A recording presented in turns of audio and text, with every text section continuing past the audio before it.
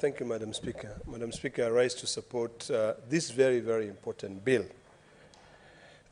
in its amended version. Madam Speaker, although I support the bill, sometimes I'm baffled as to why we sit here, we debate both the vertical and the horizontal bills in terms of how the funds are divided and sent to the counties or between the two arms of government. Then the money and the Constitution is quite clear that it's supposed to be sent to counties.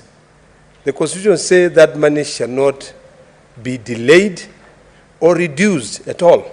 It has to be sent immediately. So I pose the question. We're here, all of us are here supporting this bill so that our counties can be able to get money.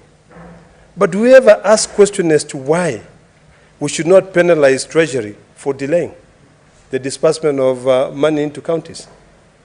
A couple of weeks ago, Madam Speaker, we invited the Cabinet Secretary in charge of Treasury to explain to us why he's violating the Constitution when it comes to the issue of disbursement.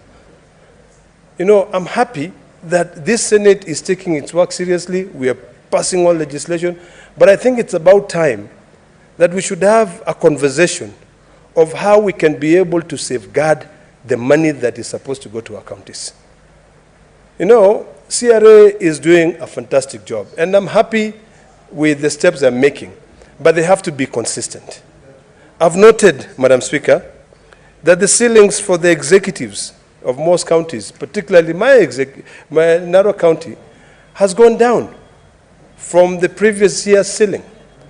And when I inquired from the committee indicated that these are counties' staff establishment. There are a few things that have changed.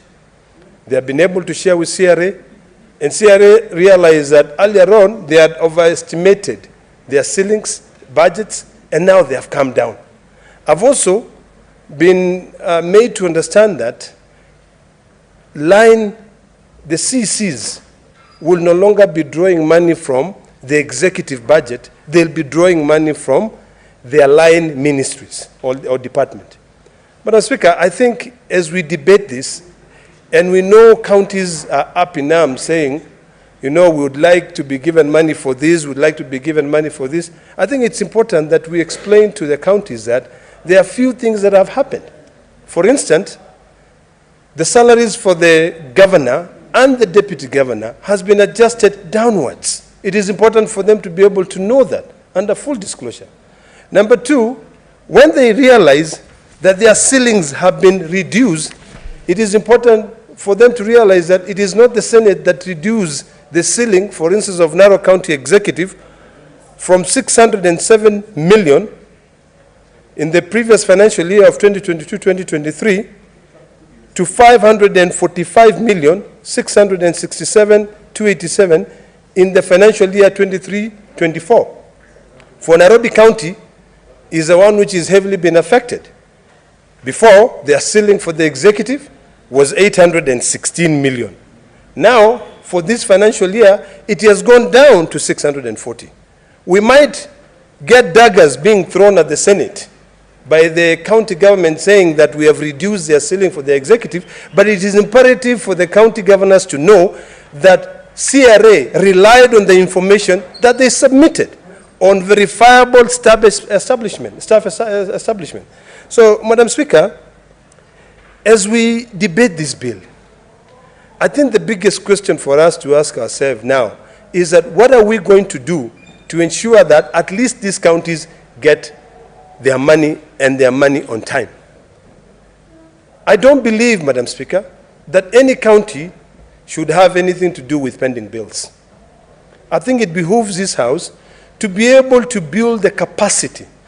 And I'm happy that ceilings for county assemblies have gone up to build the capacities for the county government so that they can budget for the money that they have.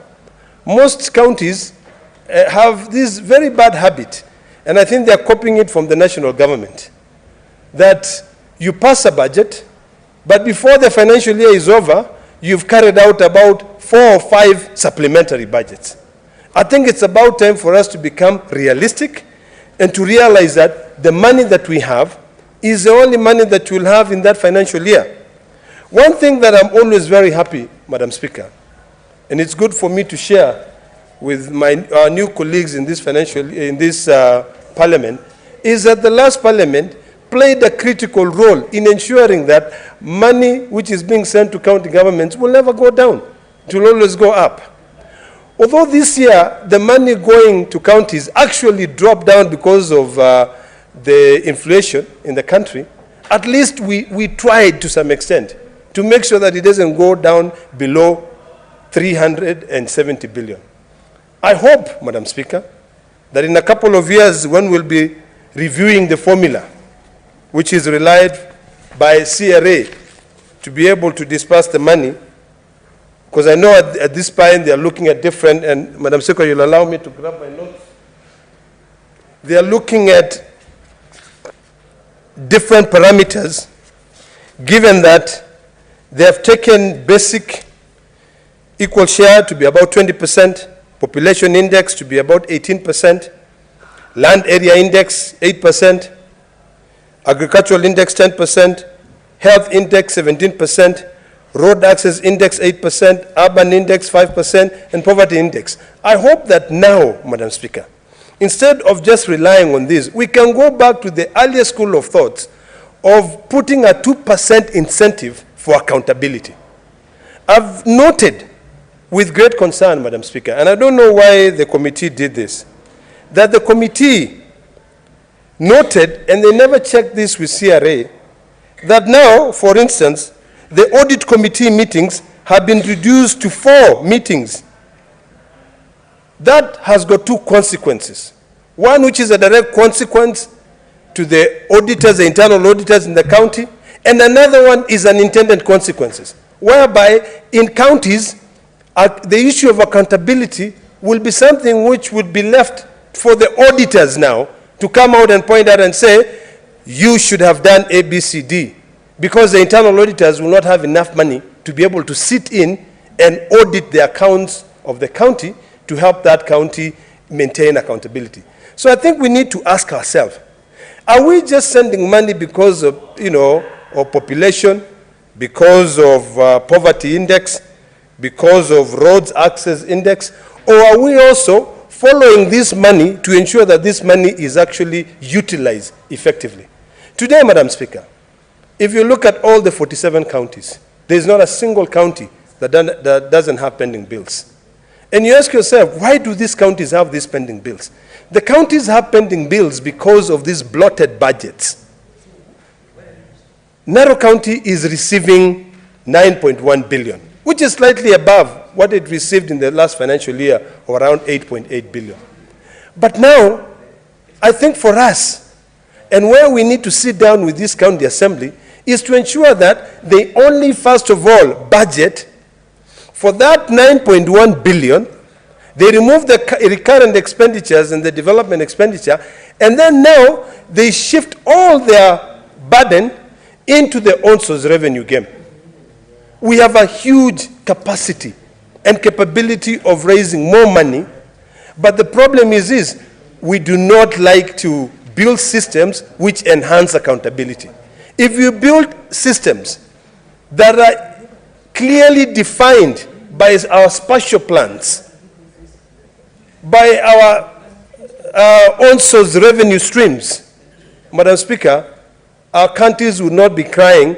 Our counties will not be saying we are shutting down because money is not coming. They will be relying on the ONSO's revenue. So I think, Madam Speaker, this Senate today ought to start considering these ONSO's systems that can be able to ensure us, so that when I sit in this desk, I can go into my phone and I can say, how much is Narok County collecting today? But you will find that most county governors will not want that. In fact, Madam Speaker, when the Controller of Budget attempts to get information about how money is being spent in the county government, the county governors go up in arms. They say, no, you are trying to control us. We are not trying to control you. All we are calling for is accountability. So, Madam Speaker, this money, although it's a very minimal increase from the previous financial year, I do hope, Madam Speaker, that the money will actually go to counties. I do hope, Madam Speaker, that these county governors, and I'm happy that we had so many senators who ended up becoming governors, I hope that they will only budget for what they receive. Although the budget process has got to come in fast, but I hope that they can budget for the money they know that they'll be able to receive and only commit to those expenditure. Finally, Madam Speaker, I want to call upon the county governments to work closely with the Commission of Revenue Allocation, work closely with the assemblies. Now that I've noted that most assemblies have got their budget ceilings increased, they work closely with the Council of Governors and closely with Treasury, so that eventually, after the end of this parliament, county assemblies will have their financial autonomy. The only time that county assemblies would be able to oversight county governments is when they have their financial autonomy. But the moment they continue relying on county governors, they will all continue singing this song of saying, we want ward development fund, just like the way we sing here in this Senate. We want our Senate oversight fund. We forget our primary job, which is oversight. So, which is legislative. So, Madam Speaker, I thank you for that, and I hope that we are not just talking here, that Treasury will prioritize. Will prioritize the money that is supposed to go to counties. And maybe before I sit down, Madam Speaker, something else that just crossed my mind. Now that we have the consolidated fund, why can't we now start thinking about amending the PFM Act and then having a big kitty and dividing all the money that we get into three? So we have a fund where we put all the money that will go to county governments, the other fund where the consolidated fund, and also the parliament kitty. So that in parliament, we don't have to keep on relying on the exchequer releases. In fact, the Treasury, even if they want to release the money, will just look at our accounts and say, okay, they have money in their accounts. Let me release to them. Narok County or Kajiado County, whichever other county, how much money is in the entire overall kitty for counties, and how much of that overall kitty is your share, so that counties can be able to get their money. Otherwise, Madam Speaker, I thank you. Senator Mwaruma. Asante Mheshimiwa Spika kwa hii fursa umenipa ili kuchangia huu mswada muhimu sana katika bunge ya Seneti, mswada wa County Allocation of Revenue Act ama KARA. Mheshimiwa Spika, mwaka wa 2010 kama wa Kenya tulijipa katiba mpya ambayo ilileta mfumo wa uongozi kwa ngazi mbili, ngazi ya kitaifa ama national government na ngazi za county ama magatuzi. Mheshimiwa Spika,